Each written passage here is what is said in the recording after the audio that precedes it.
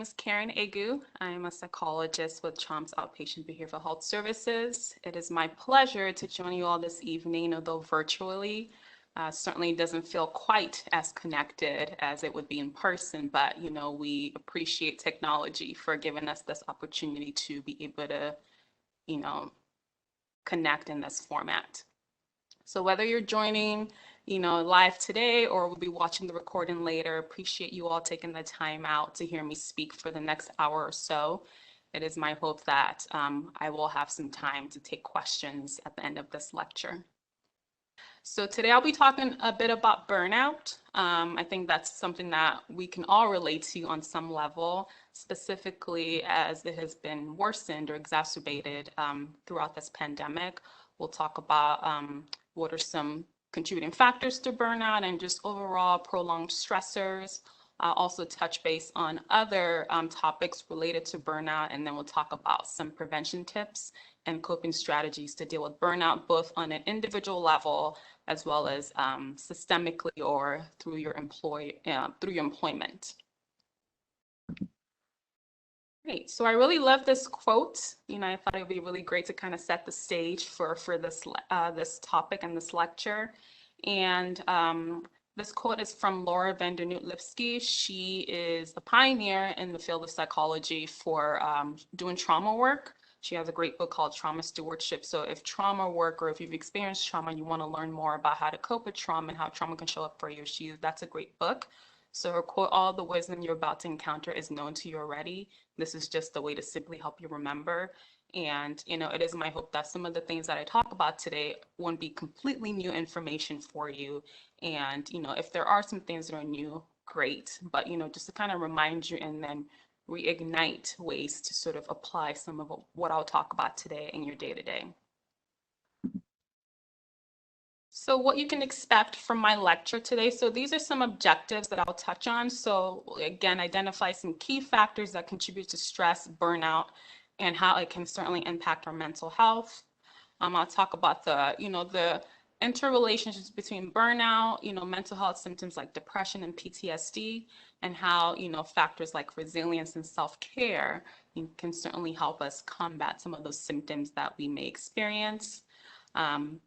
Again, identify different approaches, to cope with burnout and, the impact on our mental health, both on an individual level and of course, systemically. And then, give some tips about how to promote well-being and resilience and be consistent in doing that. Just a quick disclosure. So I have no relevant financial relationships with any commercial industry organizations, and neither do the planning committee. So let's dive right in. So what is stress, right? So stress is just a normal part of life. There's day-to-day stress, which can sometimes include things like eustress, which is the good stress. For example, if you're planning a wedding or if you're dropping your kids off at school, those can be stress-inducing situations, but they're working towards something that you may want. And that's different than what we might identify as distress, which is quote unquote the bad stress, right? And how we respond to stress really varies, and it depends on the individual, and it's also culturally based, right? So, how are you taught to deal with stress really depends on sort of like your upbringing and what's been conditioned for you. And so because it can look differently for many people, there are some things that, we can touch on that, that's more community based. So what does stress look like during, for example, an infectious disease outbreak like COVID? So it can look like, increased fear and worry about your own health, fear and worry about the health of a loved one. You might notice some changes in your sleep or appetite, whether it's increasing or decreasing. You might notice changes in your concentration. If you had health problems that were present prior, you might notice worsening of symptoms. And something else that we've seen is increased use of substances. All of these things are, if you ever see a mental health providers are, things that we like to ask about to see, to really ascertain, if there's any sort of like disorders or diagnoses that are present, which I'll talk about a little bit later in the lecture. So what does stress affect? Pretty much everything. right? It can certainly affect, our body. So we might have somatic complaints or physiological responses to stress. You might notice, impacts your thoughts, feelings, and behavior. So it really can touch so many different things.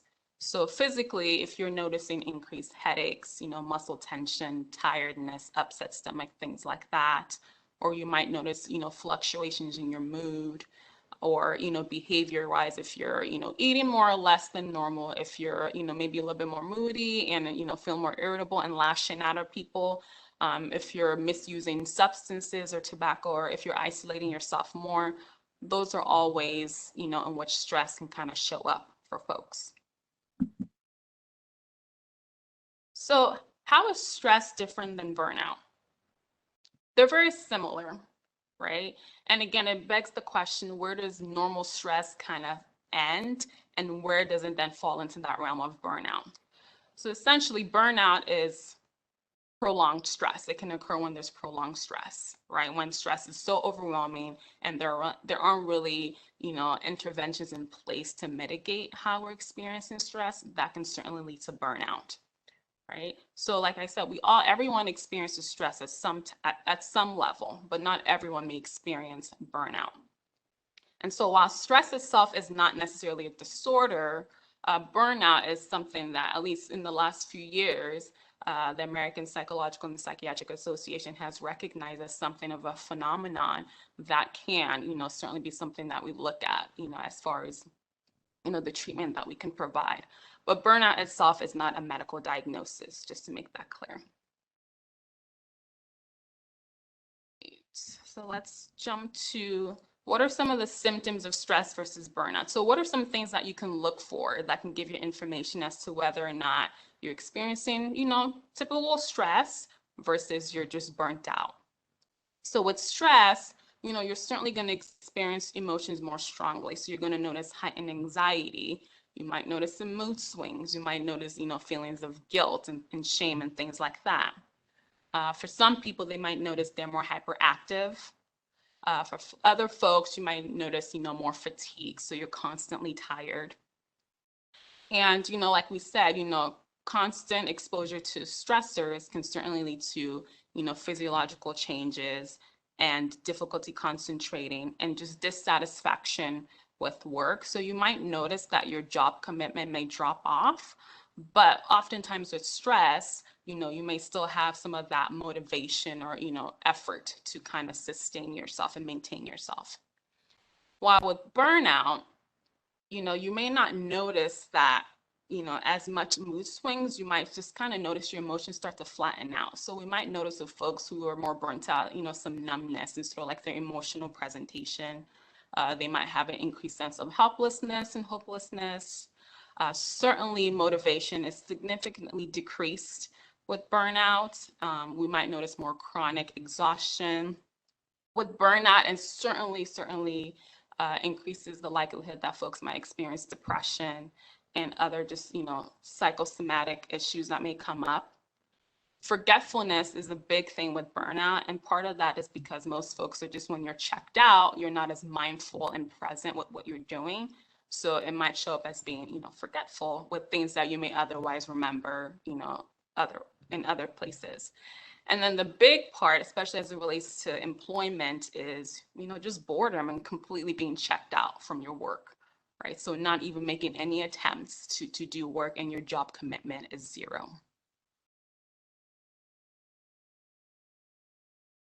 Let's see. So that was touching a little bit on stress versus burnout. Now I'm going to talk about burnout versus compassion fatigue. So essentially, burnout has three main sort of like characteristics, right? And I define burnout, so like when the cost of what we're doing kind of overrides the satisfaction that we get from it, right? And so with three components, you might notice exhaustion, right? So being physically, mentally, emotionally drained, which can lead to just numbness, which is depersonalization, right? So when you're just completely disconnected and just hardened by, for example, with work or whatever is causing the burnout. And then what we call achievement void, which is, again, that sort of like that reduced sense of accomplishment or just satisfaction with what you're doing. Whereas compassion fatigue, it's similar to burnout, but compassion fatigue, isn't necessarily always, aligned to work, for example, right? It can emerge suddenly. And compassion fatigue mainly has to do with, kind of disconnecting from the things that, like empathy, when we find things that give us meaning, sense of worth, hopefulness, right? So some of these existential stuff that we might notice starts to decrease. Maybe we're not as kind to our loved ones, or maybe we're not as understanding to the people around us, right? And then feeling more isolated and disconnected from others.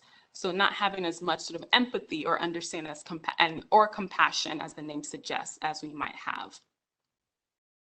So compassion fatigue can be sort of like a symptom, right, or outcome of burnout. So what are some signs and symptoms to look out for that can kind of give you an indicator if you're experiencing compassion fatigue? So on an individual level, again, you might notice, difficulty with concentration. You might notice that you're preoccupied, either with, stressors, so where you're constantly worrying or ruminating about something that's bothering you. Exhaustion, nightmares and flashbacks. We see that a lot with folks who have a history of trauma. Overreactions or avoidance of, stimuli. Again, somatic complaints. So like stomach problems, muscle tensions, things like that. Apathy. So maybe there are things in the past that, you used to really enjoy that maybe aren't as enjoyable, or you feel like you're really struggling to kind of connect with or engage in, some of that sense of apathy we see. And something else that tends to be common with compassion fatigue is sort of like this excess negativity, right? So we're, constantly blaming others, not really sort of like owning up to our own, I guess, role in a situation, for example. And you might notice some compulsive or avoidant behaviors, or even denial, right, that there's an issue or problem. And so most of these are actually symptoms of, of depression or other mental health diagnosis. So these are some of the things that we can look out for that could be indicators that you might be experiencing compassion fatigue. So for employers, or on a systemic level, what you might notice from employees, for example, is you might notice high staff turnover, or, high absenteeism. If you notice that staff members are having increasing difficulty with completing tasks that maybe in the past they were, getting done in an efficient way, where staff members aren't respecting or really adhering to deadlines. If you notice any sort of like unprofessional outbursts or, conversations or engagements with each other, excessive complaining, or just, where staff members are, maybe inflexible. So these could be all signs that your employees may be experiencing compassion fatigue. Where we run into issues, especially in a work setting, for example, is if your employees are exhibiting some of these symptoms, usually the response is to reprimand or be critical of the employee. And if someone is experiencing compassion fatigue, it really is more helpful to offer them, helpful solutions rather than reprimanding. So finding a way to sort of correct and improve and, foster an environment that, promotes improvement and wellness rather than sort of being punishing in that way. And so how does this all impact, your, quote unquote, professional quality of life? So if someone is experiencing burnout or secondary trauma, which I'll go into in just a little bit, that certainly increases the likelihood that they're going to experience compassion fatigue. And so if they're experiencing compassion fatigue, that decreases satisfaction, which is certainly gonna, negatively impact the quality of life and the quality of work that, the person can provide.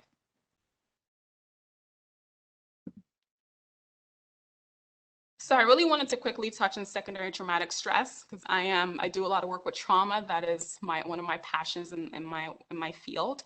And so secondary traumatic stress it essentially is, any sort of emotional duress that results from an individual either hearing about trauma, witnessing some sort of traumatic event, or being in a relationship with someone who's experienced some sort of difficult or traumatic event, right? And it's certainly not specific to mental health providers. And it can certainly mirror symptoms of PTSD. So, for example, if you watched something really upsetting on TV, you might start notice that you might start having flashbacks or nightmares or recurrent thoughts and memories about what you witnessed. And this can occur immediately, even after hearing or witnessing one sort of isolated account. So it's something that anybody can essentially experience. And so what might make some people more vulnerable to experiencing secondary traumatic stress? And just a side note, you might hear secondary traumatic stress also being called vicarious trauma. So just to throw that out there. So some people may be more vulnerable, based on the nature of the work. For example, if you're a first responder, if you're, a nurse, if you're, during the height of the pandemic and you weren't able to, work from home and you were sort of in the front lines of things, that makes you more vulnerable to sort of experience secondary traumatic stress. It could be the nature of the person, right? If you're someone who's highly empathetic, who's highly compassionate, some of these things that you're witnessing and hearing about may have more of an impact on you. If you've experienced any changes in your life situation, right? So again, stress makes us more vulnerable to things like secondary traumatic stress. So changes in current life situations, maybe they're good changes, but it's still a stress-inducing change that may make you more vulnerable. If you share a similar life experience with, someone or something that you're witnessing, right? That makes you more vulnerable. If you yourself have some unresolved feelings or, things from previous traumatic events, that's also a vulnerability factor. And just in general, just hearing, the traumatic accounts of others and also being in close relationships to people that have experienced or that you provide services to.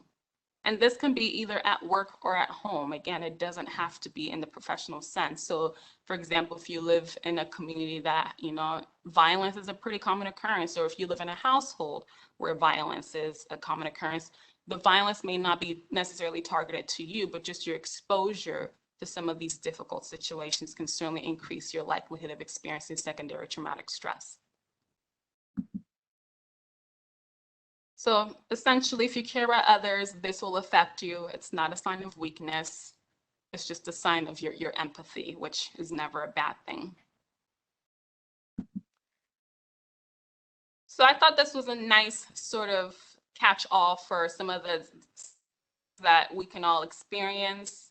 I know work overload can certainly be one. Lack of self-care is certainly one.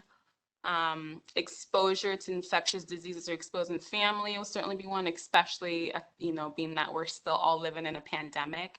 So if you are experiencing any one of these, really pay attention to how some of these stressors, are really affecting your day-to-day functioning.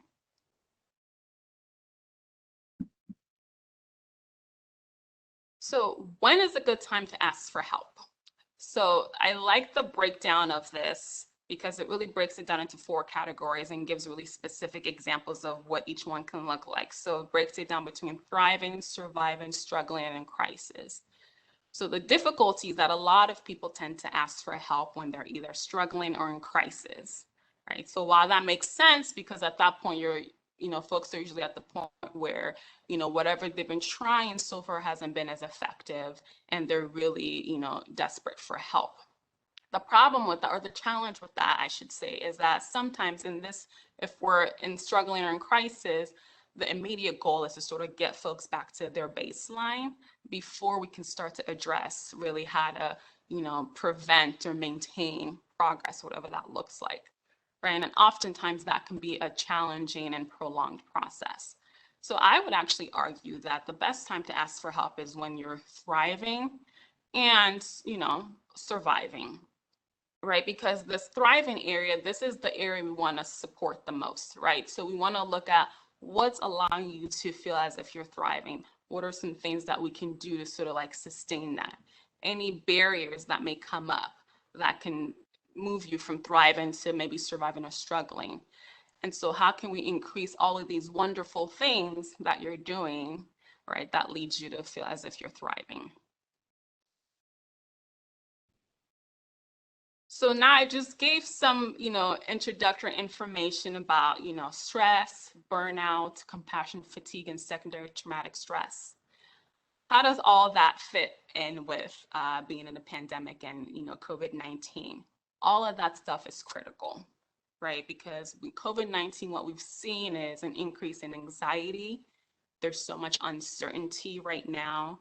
There's so many unknowns about what's going to happen.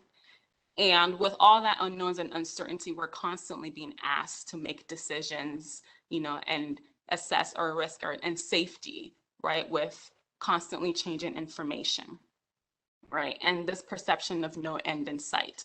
All of that stuff is certainly going to increase our stress levels. And if our stress levels are increased and prolonged, that can certainly lead to burnout, compassion fatigue, and secondary traumatic stress. So being that we've been in COVID for the past year and a half, what does COVID distress look like? What might that look like for you? And this is certainly not an exhaustive list by any measure, but some things to pay attention if you've been experiencing some of this in a prolonged manner. So are you noticing increased anxiety and uncertainty? Certainly feelings of loneliness or sadness, specifically when, at the height of the shutdown where, some of those things that we had that can increase our sense of connection were really, really limited. We saw an increase in loneliness, feeling helpless and just frustrated, again, with the constant change of information, sometimes conflicting information, trying to navigate providing for your family and not really, maybe if you have an employer who didn't have quite a concrete set of plans for how to support their employees in that way, that can certainly increase your sense of helplessness and frustration. You might have noticed changes in eating or sleeping patterns, right? Are you noticing that you either are excessively eating or have a decrease in appetite, or are you noticing disruptions in your sleep, or are you sleeping too much, right? Changes in substance use. This was a big one. The data has shown that, the use of substances has skyrocketed during the pandemic. Again, when people are either lonely, not a whole lot going on, and there's high stress, substance use, unfortunately, is one of the most common coping mechanisms that, people tend to employ. And then also, if you have previous sort of like mental health conditions or, even just physical health concerns prior to the pandemic, have you noticed that your symptoms have worsened? So being able to kind of check in with yourself and ask, what have you noticed? Well, being that there's so many uncertainty during the pandemic, these are some of the things that we do know.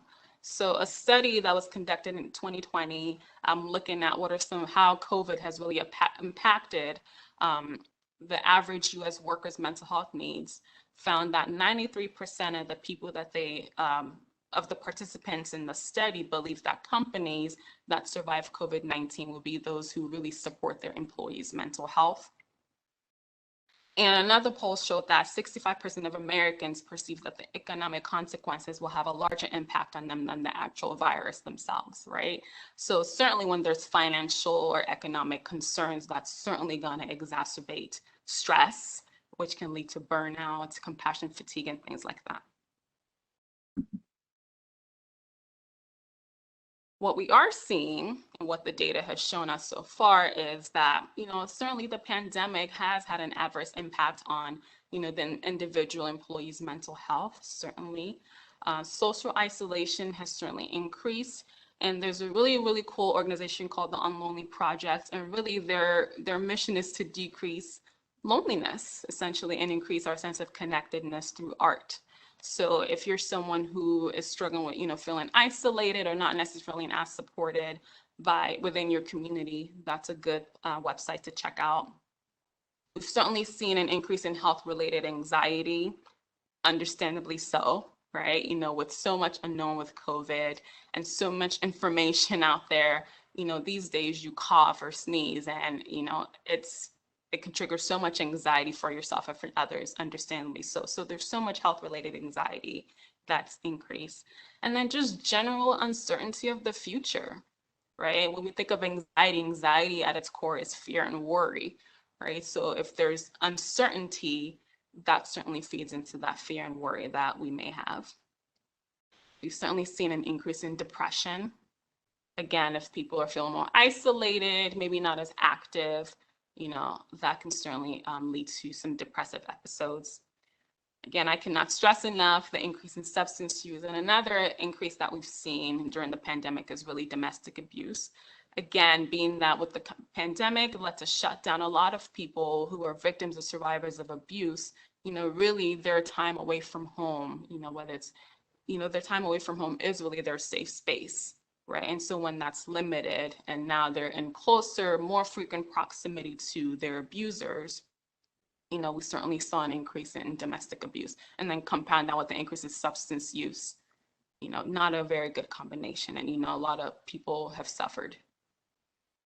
Work insecurity, financial concerns, and then healthcare workers. We've certainly seen an increase in healthcare workers experiencing loss, grief, stress, PTSD, and burnout, especially for those frontline workers or folks who were not able to, or essential workers who were not able to sort of get the privilege of working from home, really exposing themselves to COVID while still, being able to provide helpful and needed services. So worrying about the care that they can provide to the clients and the people that they work with, while worrying about their own health, as well as, being protective of their loved ones.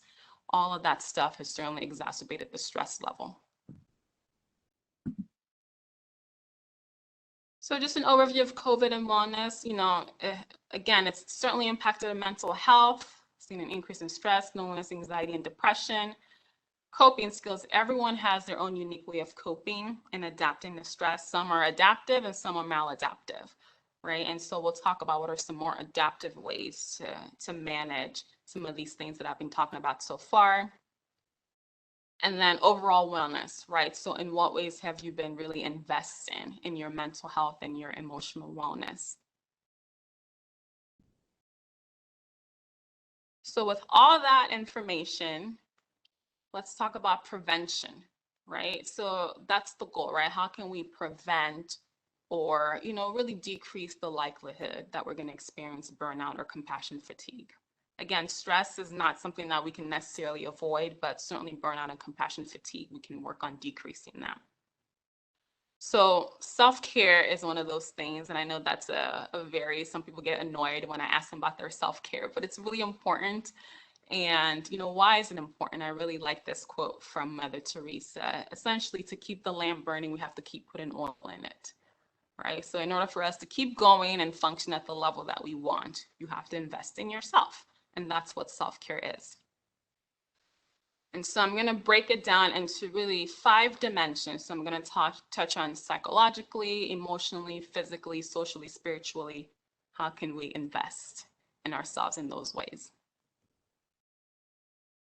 So psychologically and emotionally, one is this idea of emotional regulation, right? So we all get to experience a diverse range of emotions. All emotions are valid, right? Emotions are just, provide you information about how you're experiencing that particular moment, right? So there's no such thing as a bad, quote unquote, a bad emotion, right? But we certainly want to increase our, regulating ourselves and being able to respond and cope in a more effective way. So focusing on the things that are in your control rather than things that aren't in our control, right? So in the midst of a pandemic, there's so much that is not in our control, but focusing on what is in your control. Effective behavioral choices. So really setting clear boundaries with your time and energy. And this is going to be really important, especially if you're working from home. And I'll touch a little bit more about boundaries later on in my lecture. Recognizing strengths, like in what ways can you really affirm yourself, right? This is a really stressful time. You might go a whole day, a whole week without really getting any positive feedback. So in what ways are you really affirming yourself? You're trying to balance work, school, kids, relationships, so many things, right? How can you really promote and really give yourself credit for some of the things that you are doing. Stress management, again, everybody manages stress really differently. Something as simple as remembering to breathe, right? Our breath is a part of our core, right, of who we are and, our survival mechanism. So really being able to connect to our breath is really something that can be helpful and quickly a way to stress manage. Mindfulness. So mindfulness is sort of like, again, like another buzz term that's, going on right now. And I think it's great. And I think the three main important components of mindfulness is that it really allows you to just kind of notice, what's going on for you, noticing your thoughts, emotions, physiologically, what do you notice in your body, your environment. And the more that you can notice, that allows you to be more in the present moment. And, the present is the one thing that's in our control. Again, when there's so many uncertainty, really focusing on what's in your control. And then the third part, which is often the hardest part, is being able to notice without judgment, right? So just kind of noticing what you're experiencing from a more place of curiosity rather than judgment. So that's mindfulness. There are multiple ways to do that. And mindfulness doesn't always mean meditation. You can be exercising and doing an intense workout and still be practicing mindfulness. And then last couple things, being aware of what stressors are impacting you. What are your warning signs? What are your triggers? Having insight into that is really helpful. And then shifting from worrying and ruminating to problem solving.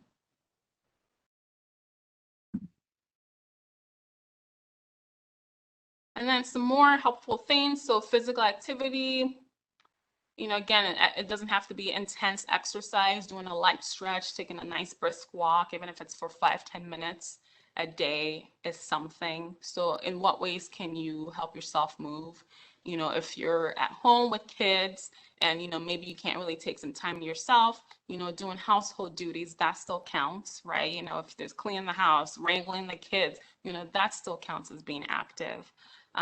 Sleep hygiene, really emphasize healthy, good sleep, right? Anytime you get in contact with your healthcare providers, they're always going to ask you about sleep because that's important.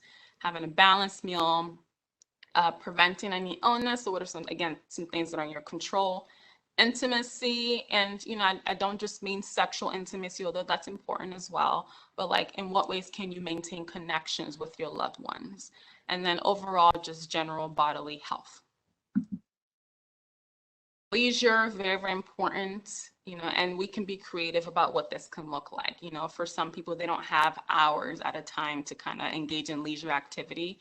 So even if you have 2 minutes, so if you can do 2 minutes, 1 minute every hour, and break it up in that way, by the time your day is done, you would have had a good amount of time to really do some self-care in that way. So whether that's reading, listening to music, going outside for a little bit, eating your lunch outside if that's something that is possible, spending time with your pets or a loved one. Really finding ways, creative ways to incorporate some of these hobbies and things that you enjoy throughout your day. Again, being connected is really, really important. We're human beings, we need connections. And, it really is the idea of we can socially distance, but we don't have to necessarily be isolated from one another. And so technology, although it's not the same as being in person, has really created a really nice way for us to still be in contact with each other. So there's apps, you can eat meals together, right? We can Zoom and have meals together. You can take walks together. So outside is definitely not banned. It's just about obviously adhering to like the safety protocols and things like that. Gratitude is a big one. I practice gratitude all the time. It's just really being grateful and expressing your gratitude, not only to yourself, but to others. Really, really important. But self-care takes too much time. This is the one thing that I hear all the time, right? And it does, right? And self-care doesn't always, like I said earlier, doesn't mean that you're spending hours and hours in one sitting doing something, right? But it's really about making it a priority and really finding ways to incorporate it, in your daily routine. Just like you have to drive to somewhere, that's part of your daily routine. You have to shower and brush your teeth. All of that stuff is part of your daily routine. We can find creative ways to implement self-care as well. Taking a minute to do some mindful breathing in between tasks. taking 30 seconds to stretch if you're sitting in front of a computer all day long is self-care.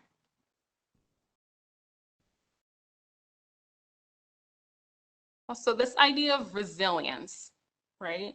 So again, taking it back to the mindfulness piece, right? Being self-aware, right? Again, paying attention to physically, emotionally, what are some things that your body and your emotions, what information are they trying to convey to you about how you're experiencing that moment, right? Really noticing what's happening in your body right now, right? It's not often that people take just a few seconds just to kind of check in with their body. Notice how you're sitting. Are you slouching, right? If you've been sitting at the computer all day, are you noticing, muscle tension in your shoulders, right? Are you having more headaches? Right? Notice where you are right now in space as it relates to your surrounding. Things like that to pay attention to. And we just talked about self-care. And another thing that I think is really important is this idea of humor and having fun, right? With so much going on in the world, so much stressors. If we can find those ways to kind of connect and, have a good laugh or, watch something funny on YouTube that can allow you to just kind of, consciously kind of like disconnect from the stress of the present moment. That's a good balance to have, right? So really having fun, being silly, with loved ones, with kids, with your pet, all of that stuff is really, really helpful. All right. So this usually works better when we're in person, but if you're sort of like in the comfort of wherever you are right now, just kind of take a moment and just list one sort of like mini escape or diversion that's worked well for you to kind of restore and renew yourself. Like for me, I like to listen to my favorite song, and that's like 3 minutes. That's something that can allow me to just kind of disconnect from the moment. What's one thing that brings you joy? When was the last time you did it? Right? And what's gotten in the way of you being able to kind of do some of these leisurely things more often? And then again, really understanding and connecting with what are your triggers? What are your warning signs that it's kind of time to kind of take a break to recharge your batteries, right? The more awareness you can have with this, the more you can intervene early. Talking, I have to, being a psychologist, I do a lot of talking and people talk to me quite a bit. And so, talking is really, really helpful, right? It is one of the most effective ways of preventing and healing from burnout and compassion fatigue, right? Because a lot of the things that cause our stressors aren't necessarily always things that we have answers to right away or for right away.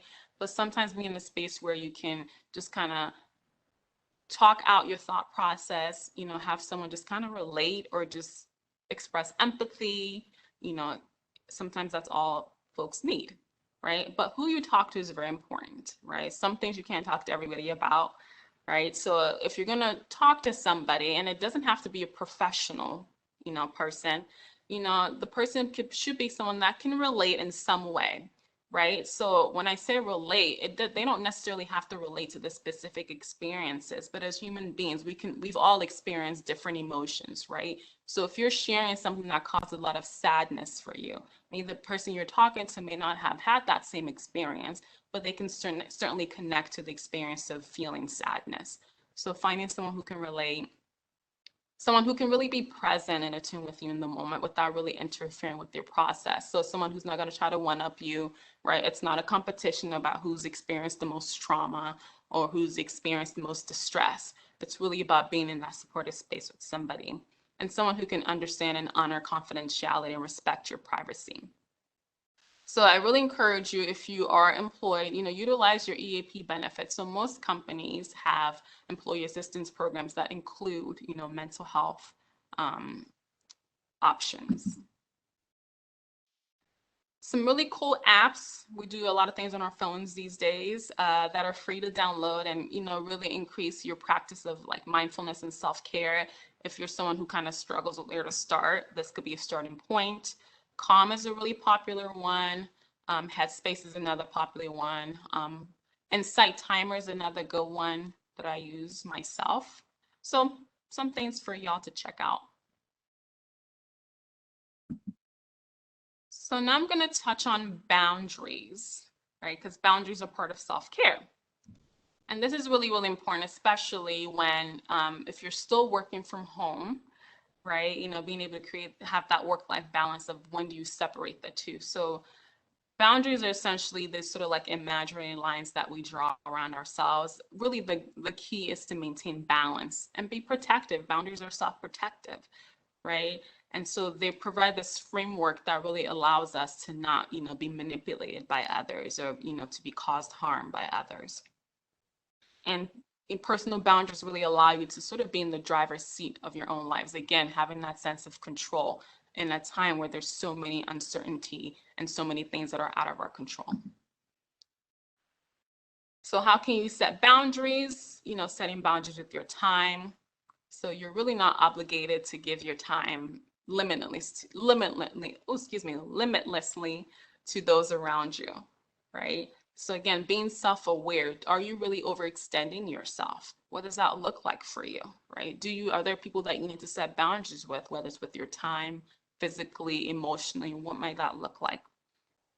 And then also surrounding yourself with positivity and affirmation. Sometimes we need to set boundaries with ourselves as well. If we tend to be really critical of ourselves or to be negative or judgmental with ourselves, and then really setting emotional boundaries with ourselves to not be as critical and instead, balance that criticism with, being more affirming and supportive of ourselves. Setting boundaries with your space. Again, this is really important if you're working from home. It can really be difficult to differentiate between work and home, especially if you're not in a position where you can have multiple rooms. For a lot of people, their work and their living situation is all in one, right? So your bedroom is your workspace, right? So having that boundary can be difficult, right? So if that's the case, really finding a specific space, right? Maybe in your bedroom, it's like, you have one corner that's your workspace, or, really not trying to do work in your bed, for example, right? And when you're done with work, really give yourself a transitional period, right? Sometimes that looks like if you can go to a different space, that's fantastic. But if you can't, sometimes it looks like changing your clothes, right? Going for a walk and then coming back, listening to music, eating dinner, and then coming back, changing your hair, for example, if you had your hair in a ponytail, put your hair down, those little things can sort of like, again, have your brain associate with, okay, this is my transition time away from work to, to home. Just some quick tips for boundary setting, again, being mindful and aware of when you're being overextended, right? Again, burnout is the cost of things overrides the satisfaction, right? Are you constantly going, you're not rejuvenating, investing back into yourself, right? What factors contribute to overflowing in your plate? Are there people that you can sort of like delegate things to so that way you're not doing everything? I really like the idea of starting a self-care collection. Again, this also increases our connections to others and socialization, right? Asking friends or colleagues what they do for self-care, right? Start making your own lists and things like that. You might brainstorm and get good ideas.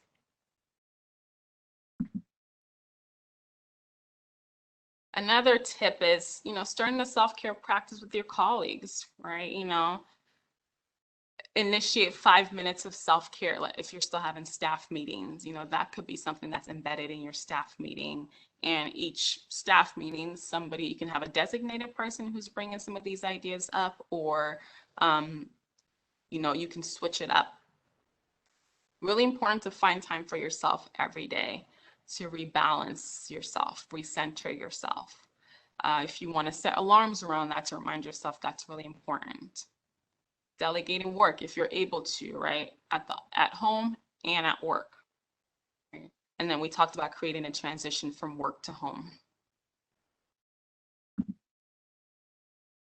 So these next couple slides are going to be for, how do you support your employees, right? So if you have employees, this is really helpful. Or if you're an employee, maybe some tips to take back to your employer about ways to sort of implement some changes as you see fit, right? So some potential things to really consider are, what support options, right, are available and what's different for folks who are working virtually versus being in the physical workspace, right? So how are you supporting your employees when they're at home versus when they're at work in their offices, right? for employers to consider, is there going to be a surge in mental health concerns when you have folks coming back into the workplace full time, right? And is, given that most people have been working from home in the past year and a half, is there options to employ a hybrid model, right? To give people that balance of, being able to come into the office and still being able to work from home. So some things to consider. And what supports online are available, and what options are available to really expand access to mental health support in the workplace. Access is a big piece, particularly, in low income, if your employees, fall in that low income sort of like population or don't have a whole lot of resources available to them. What are some options that you as the employer can provide?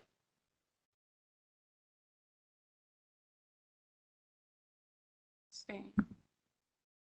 And then as an employer, really, really important that you're creating a psychologically safe workplace, right? So what this looks like is where your employees can feel supported, empowered, and engaged, right? How is the decisions being made that affects your employees? Are your employees part of those conversations, right? Encourage a team culture that, really supports and promotes self-care and, group self-care as well. Right? Creating a safe environment where your employees and colleagues can really express themselves without fear of, reprimand or retaliation. How are you valuing or socializing fun and humor? Or are all your staff meetings or contacts with your employees always serious, right? Or work related? Are there ways to create physical space for decompression and, socializing? Are you ensuring that the caseload that your employees are working on are manageable, particularly in those high stress work environments, right? How are you managing that for your colleagues, again, to decrease that burnout and compassion fatigue? And then are you providing your colleagues with sufficient time off? And like I mentioned earlier, really exploring the hybrid work schedule if feasible. Certainly understand that some fields, you have to work in person, but if that's not the field, this certainly could be a huge thing to explore. So some really social drivers of health during the pandemic, again, is what is going to promote wellness for ourselves and for, our loved ones, right? As an employer, again, it's addressing and supporting the social economic needs of your employees, right? And it's really helpful to ask your employees what that is. What are some things that are important to them? That way you can get some data around, ways to implement that. Really paying particular attention to those employees of yours who are either furloughed or have had their work hours decreased, right? As I mentioned a few slides ago, 63% of people are really concerned about the economic impact of COVID. So if there's financial stress, that is certainly going to increase, the likelihood that your employees are going to experience burnout, compassion fatigue, and mental health symptoms, right? So what services are you providing those employees? Also identifying resources for employees who are terminated, right? And various reasons for termination, including, the company, not being able to afford to retain certain people not being vaccinated and have lost their jobs as a result of that. So all of these things that, have led to your employees being terminated, what resources are available to them. I mentioned EAP and financial services, benefit review, COBRA for folks needing health insurance. These are all things to sort of discuss either with your employers or to do your own research. And so for employers and even employees, really thinking more expansively, right, outside of the workspace, right? What are some ways that you support the communities that you serve, right? If you work in Monterey or if you work in Salinas, how are you, what are you doing as an employer to really support the communities that you're working in? Really support the communities where your employees live, right? Particularly those employees of yours who live in low income environments. What are you doing to support them or to invest in those communities? And then being mindful about really, especially those communities that have been really greatly impacted by COVID-19. We're thinking like, low income communities and communities of color where health disparities and economic impact are really, really an issue. what are you doing as an employer to sort of provide, to address some of these issues, if able to. These are some helpful organizations to check out that provide good information and resources about how to address some of these things that I've brought up so far. Some more resources for you as an employee as well as an employer. American Psychiatric Associations, American Psychological Associations have really great tools for, related specifically to mental health. CHOMP, or Outpatient Behavioral Health Services, if you really feel like you need additional support with your mental and emotional health, please reach out to us. And some additional employee resources. 211 is a great place to look for more resources specific to where you live.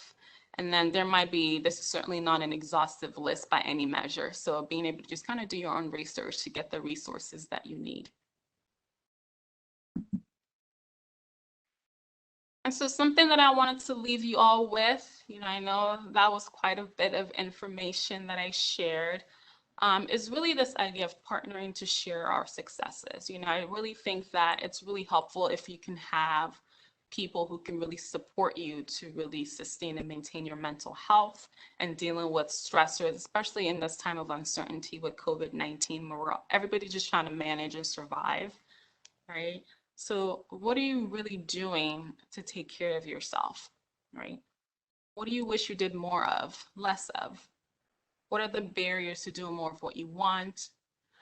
And then really starting today, what's one small thing you can do today to kind of promote self-care for yourself and really invest in yourself and your mental, emotional health?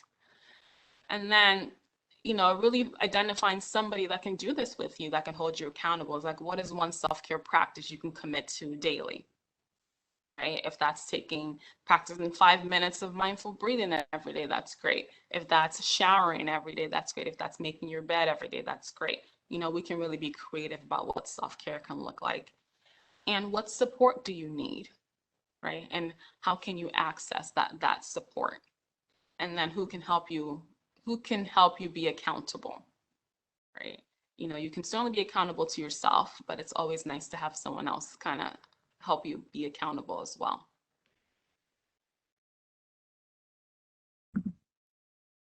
So that is all for today. I really hope that, some of the things that I touched on today was really, really helpful, and that, y'all got some tools about how to implement some of these, how to implement, self-care and resilience factors to help decrease, again, burnout, compassion fatigue, and secondary traumatic stress. Carrie, looks like we don't have any questions so far. Yeah, there are no questions. So with that, Dr. Agu, thank you so much for your time tonight. We really appreciate it. And thank you, everybody who attended tonight, for taking time out of your evening for joining us for this presentation. So thank you, everybody. And with that, that is the end of our presentation. Thank you.